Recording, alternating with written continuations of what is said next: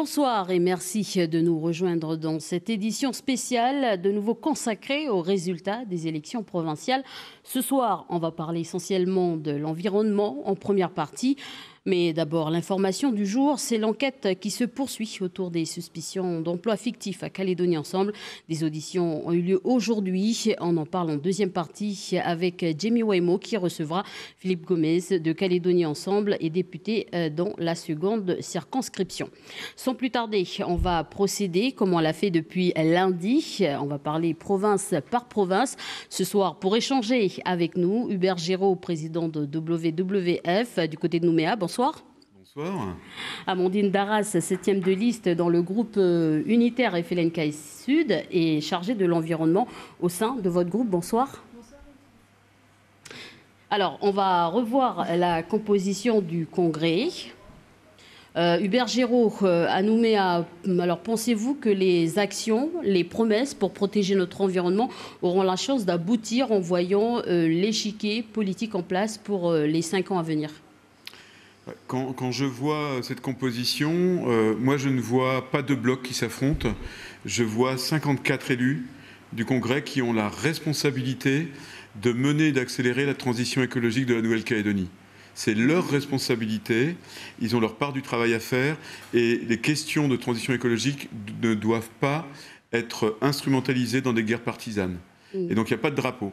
C'est le drapeau de la planète et la Calédonie est une planète dans la planète. Alors, une réaction, Amandine Darras, par rapport à ce que vient de dire M. Géraud ? Oui, tout à fait. Nous sommes d'accord parce que l'environnement et l'intégration sociale des populations est à placer au-dessus de tout. Et c'est peut-être sur ces problématiques qu'on pourra se fédérer et se retrouver.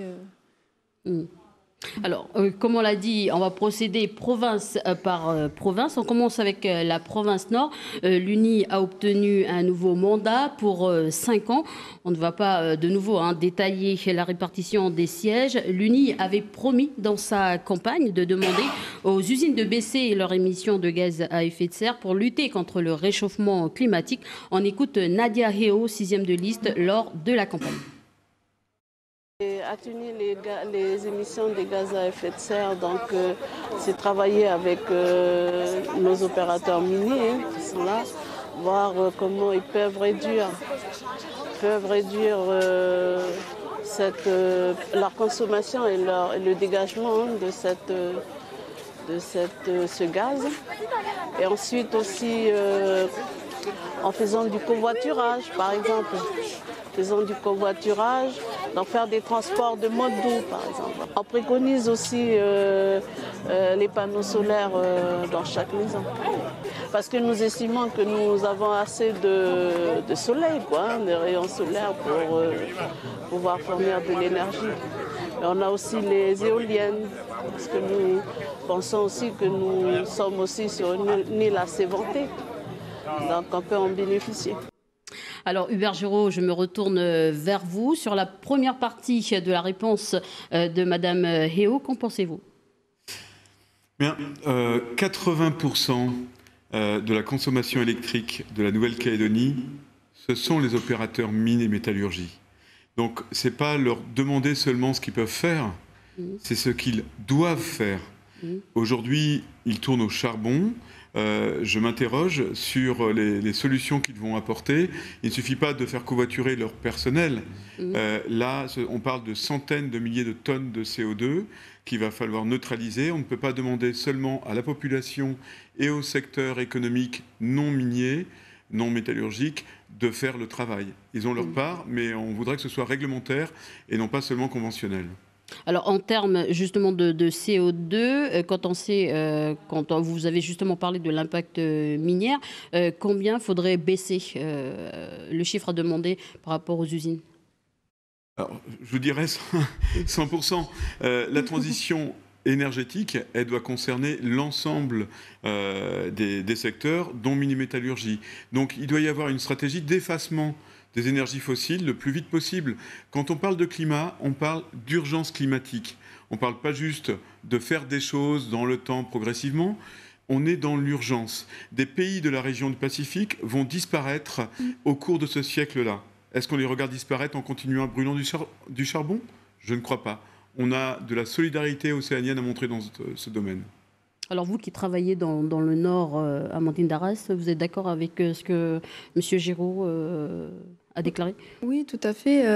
Il reste Non, on soutient les recherches du CNRT sur les mesures, sur les recherches concernant la réduction de gaz à effet de serre. Mais comme disait, quand on voit, M. Giraud, quand on voit... c'est un problème pas seulement de la Nouvelle-Calédonie, mais mondial. Il faut vraiment que les pays de l'Océanie, du Pacifique soient solidaires, mais face à l'industrie. On voit les rapports du GIEC, là, alors que Paris s'était engagé à réduire de 27% en 2030 ses émissions de gaz à effet de serre. Et là, les derniers rapports montrent qu'il y a du retard sur cet objectif.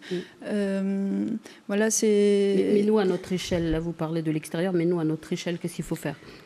Nous, à notre échelle, c'est ce qu'on disait, c'est au fait prendre part à ce combat pour la planète, que tous les pays du Pacifique et de l'Océanie s'unissent pour prendre part à ce combat, parce que, comme disait M. Giraud, on sera les premiers impactés avec la montée des eaux, le blanchissement des récifs coralliens.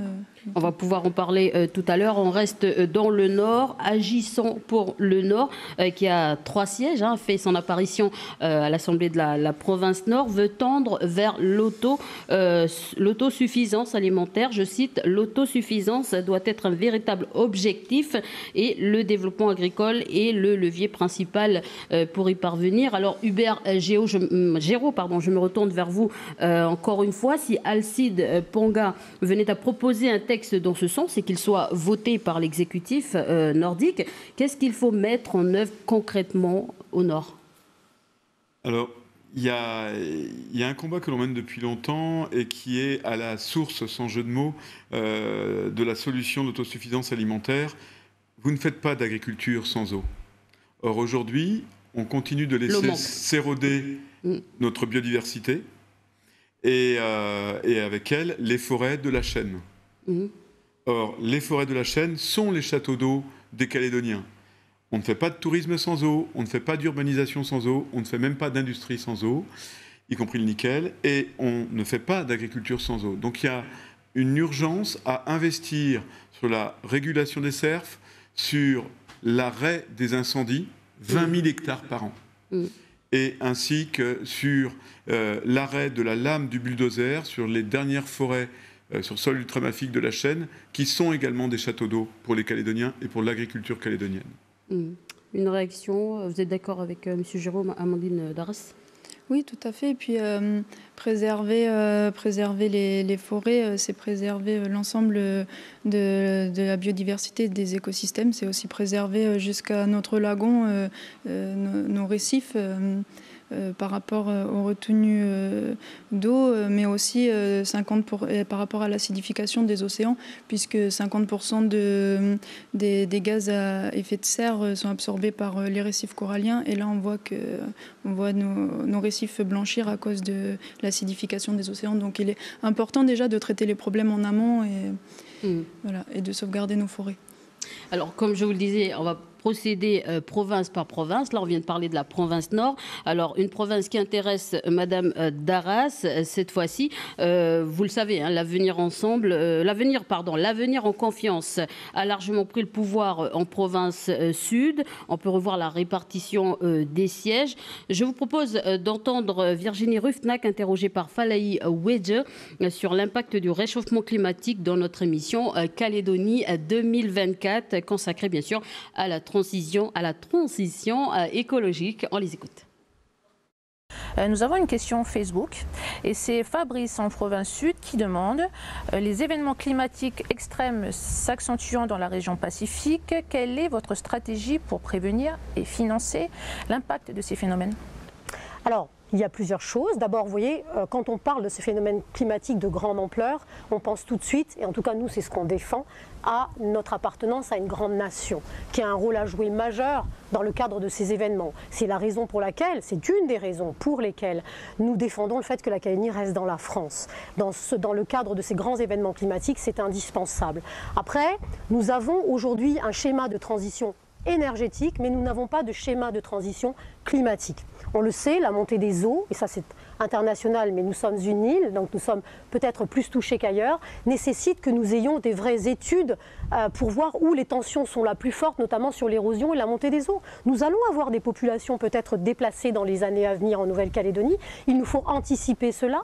Il faut une urbanisation qui tienne compte de ces zones à tension en matière d'érosion. Il y a toute une politique à avoir dans ce contexte, et effectivement pour des politiques publiques pour protéger les populations et agir de manière raisonnée par rapport à cette situation et ces menaces. Alors, Hubert Géraud, en tant que protecteur de l'environnement, ce schéma climatique que propose Virginie Ruffnac, est-ce que ce n'est pas trop tard? On voit déjà les effets de l'érosion sur l'île Loing, par exemple. Non, ce n'est pas trop tard. Alors, bien sûr, la première chose, c'est de réduire les émissions de gaz à effet de serre. Mais parallèlement, on sait que le changement climatique est en cours et malheureusement, les grands signaux mondiaux nous indiquent qu'on a du mal, en tout cas les nations ont du mal à se mobiliser pour véritablement mettre en route cette transition énergétique. Et donc, il faut que l'on s'adapte. Et s'adapter, c'est un deuxième schéma, le schéma d'adaptation climatique, qui était appelé des vœux à côté du schéma de transition énergétique et qui n'a pas eu lieu. Alors il faut imaginer que ça demande à toutes les collectivités de s'entendre, puisqu'il y a des parties de compétences qui sont du gouvernement, d'autres des provinces, d'autres des communes. Donc pareil, la discorde politique ne permet pas le développement de ce type de schéma, qui sont pourtant les réponses à apporter à cet enjeu du changement climatique. Alors justement, Amandine Darras, votre groupe a 7 sièges à l'Assemblée de la province sud. Vous êtes d'accord avec ce que M. Géraud vient de dire? Et après, je vais vous demander de réagir par rapport à ce que Mme Virginie Ruffnac a déclaré. Oui, tout à fait. C'est ce qu'on a défendu tout au long de la campagne, qui est un plan d'adaptation et puis de gestion des risques liés au réchauffement climatique, et qui soit aussi mené de façon participative avec l'ensemble des acteurs économiques, les coutumiers, la société civile et puis les institutions. Et vous êtes d'accord avec Mme Virginie Ruffnac sur le schéma climatique à mettre en place? Oui, de toute façon, voilà, comme disait, c'est une action qui est déjà plus ou moins engagée, donc adossée au schéma de transition énergétique de la Nouvelle-Calédonie. Et donc, il est important d'aller dans ce sens, et c'est ce qu'on défend depuis un moment. Voilà, finalement, on est tous d'accord sur ce point. Alors, Hubert Géraud, quelle question aimeriez-vous poser à Amandine Darras concernant la province sud? Quelle question?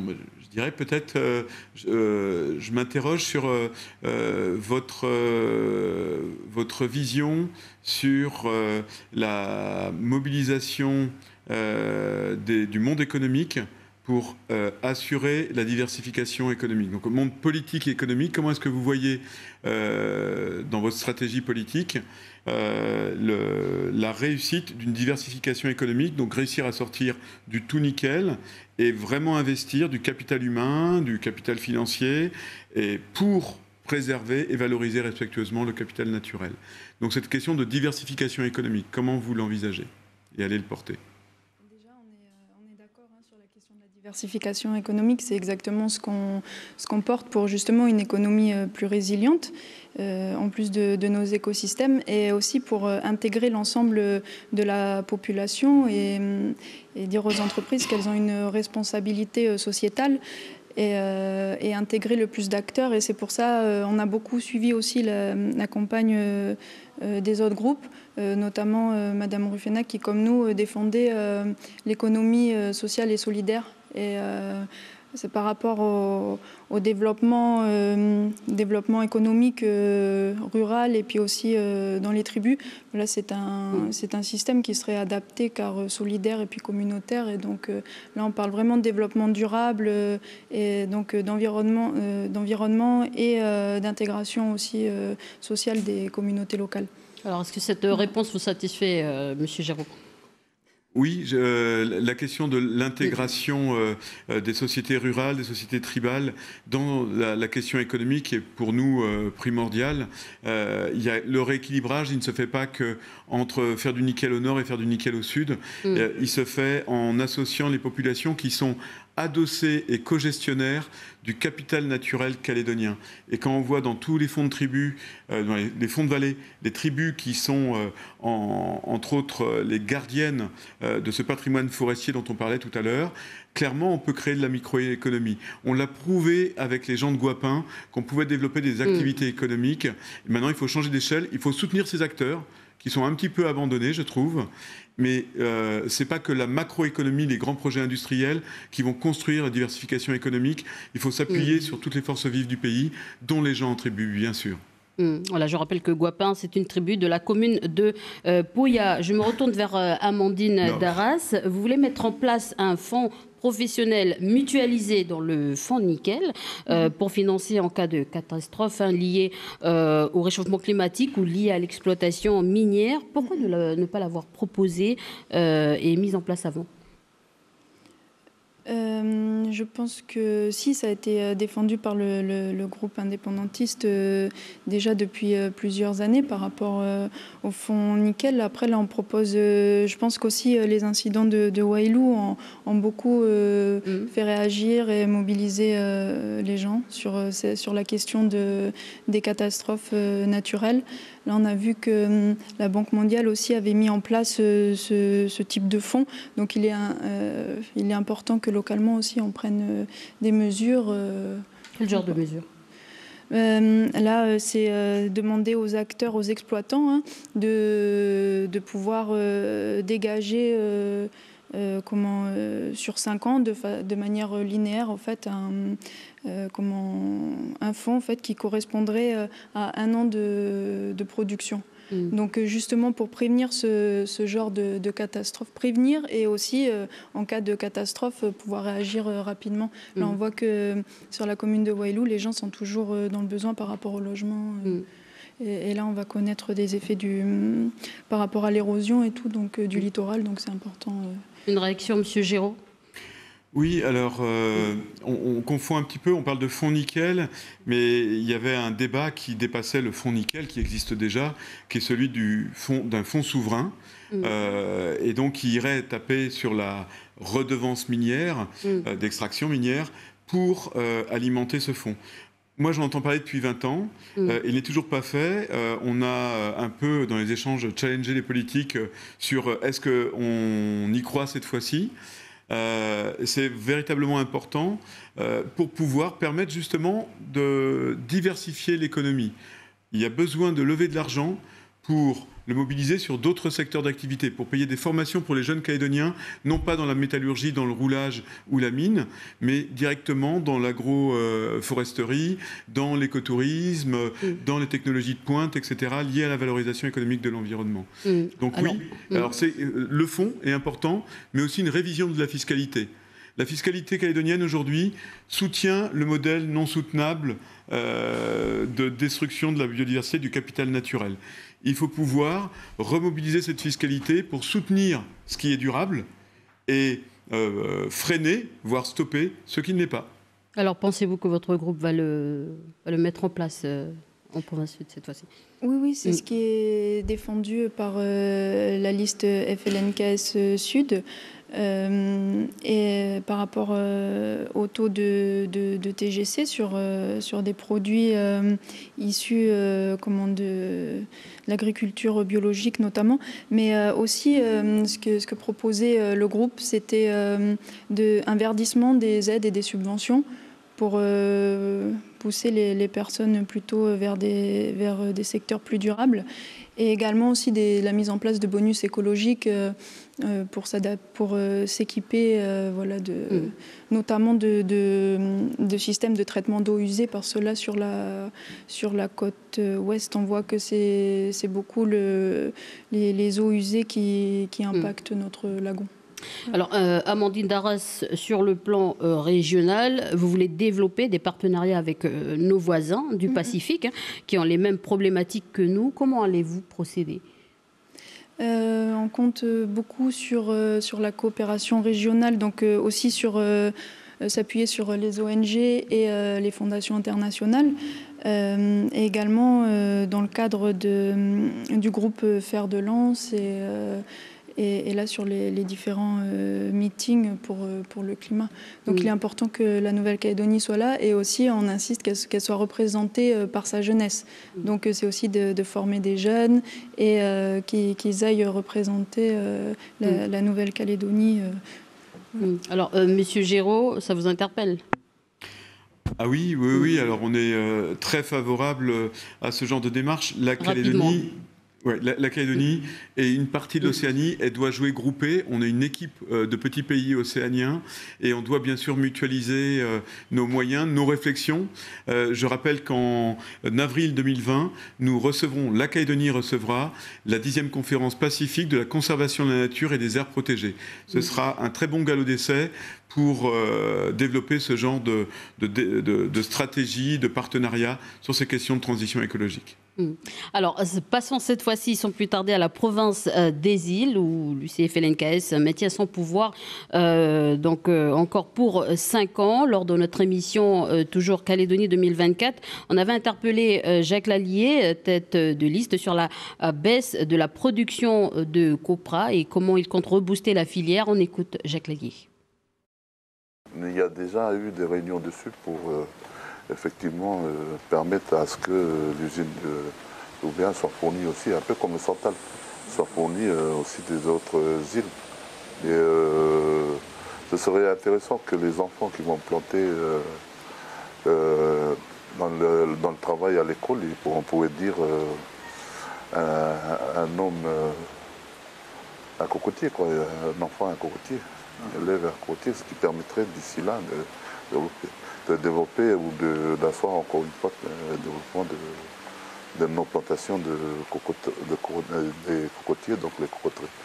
Je voulais aussi rajouter qu'on a... Alors rapidement, parce qu'on arrive au terme de... Voilà, donc on a aussi, dans nos relations économiques, puisqu'on est compétent dans les relations avec les autres pays de la Mélanésie, on travaille aussi avec le Vanuatu pour bien structurer l'apport